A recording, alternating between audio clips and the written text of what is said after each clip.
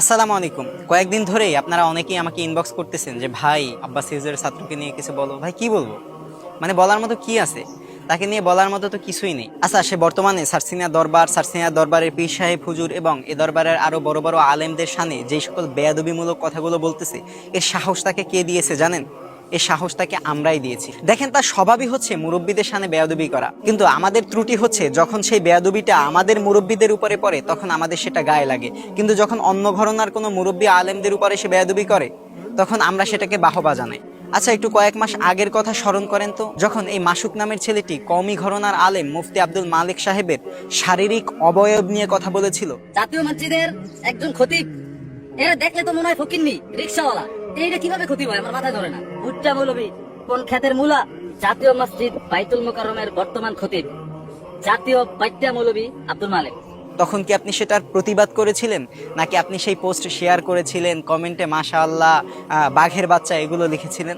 দেখেন, যেখানে মানুষের শারীরিক অবয়ব নিয়ে হাসি ঠাট্টা করা সুস্পষ্টভাবে হারাম, সেখানে কওমি ঘরানার একজন প্রবীণ আলেম মুফতি আব্দুল মালিক সাহেবের শারীরিক অবয়ব নিয়ে সে রীতিমতো ঠাট্টা করেছিল, বিদ্রূপ করেছিল, কিন্তু তখন সেটা নিয়ে আপনারা কেউই কথা বলেন নাই। কারণ কি? কারণ সে তো আপনাদের ঘরানার মুরব্বী না।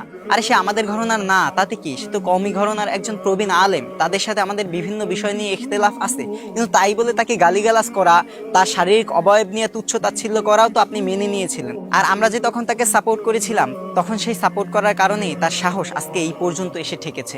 আমি তখন তার বিরুদ্ধে ভিডিও বানিয়েছিলাম, কিন্তু সেই ভিডিও পাবলিশ করার পরে কত কত মানুষ আমাকে ইনবক্সে এসে ফোন করে মেসেজ করে যে ভাই ভিডিওটা ডিলিট করো, এই মুহূর্তে আমরা যদি সুন্নিদের বিরুদ্ধে কথা বলি তবে অন্য মানুষরা সেটা সুযোগ নেবে। আরে ভাই, সুযোগ নেওয়ার কি আছে? সে তো স্পষ্টভাবে বেয়াদবি করেছে মুফতি আব্দুল মালিক সাহেবের সাথে, কিন্তু আমরা সেদিন সেটার প্রতিবাদ যদি করতাম তাহলে সে আমাদের মুরব্বীদেরকে নিয়ে বর্তমানে কথা বলতে পারতো না। তো দেখেন, সেদিন এই মাসুক নামের ছেলেটি আব্দুল মালিক সাহেবকে নিয়ে যে বিশ্রী ভাষায় গালিগালাজ করেছিল, এরপরে যদি ওর এই বেয়াদবিমূলক কাজকে আপনি নিরুৎসাহিত করতেন, আপনি যদি উৎসাহ না দিতেন, তাহলে ওর কি আজকে এত বড় সাহস হতো না।